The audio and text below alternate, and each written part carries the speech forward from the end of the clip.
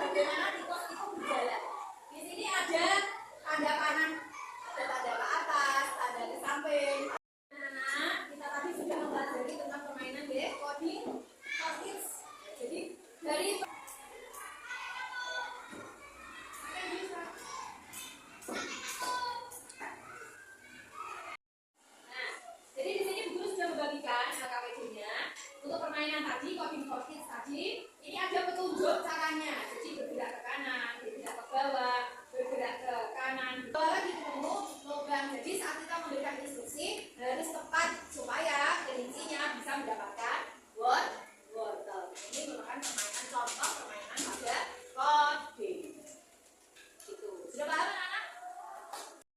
Nah, anak-anak untuk tugas selanjutnya kita akan berkelompok. Guru punya tugas kelompok nanti yang harus kamu selesaikan dengan kelompokmu masing-masing. Yuk, anak-anak boleh berdiri, pilih kelompokmu masing-masing. Satu kelompok beranggotakan 5 anak. Nah, anak-anak sekarang guru akan memberikan tugas ini untuk kelompok. Kamu boleh berdiskusi dengan temanmu.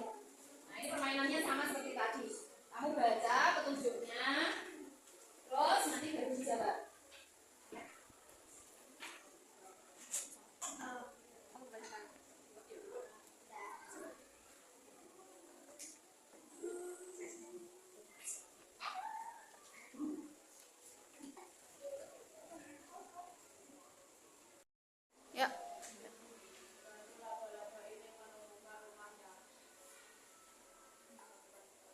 Ya, tepuk tangan untuk Asraf. Ya, boleh duduk kembali. Anak-anak untuk menggambarkan rute laga-laga berjalan sampai rumahnya. 3 langkah ke atas, 2 langkah ke kanan, 1 langkah ke bawah. Ya, tepuk tangan untuk Kila. Tanya, apa saja yang kita pelajari hari ini? Tentang coding, terus tentang cara berpikir. Cara berpikir tadi ada berapa? Ada berapa? Ada 4, yaitu apa? Dekomposisi, pengenalan